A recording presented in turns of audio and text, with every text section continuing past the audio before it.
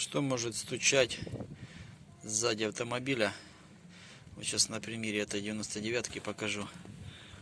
Вот что может сзади стучать? Стойка нормальная стоит, все. Тут открыл, все в порядке.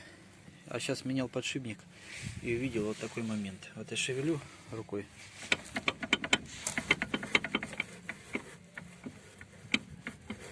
Вот здесь прослабла резинка и появился люфт.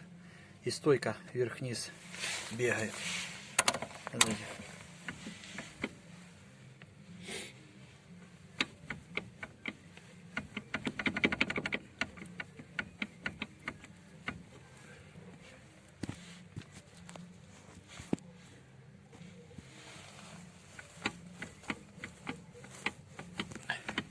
Сейчас подтянем, и все будет в порядке.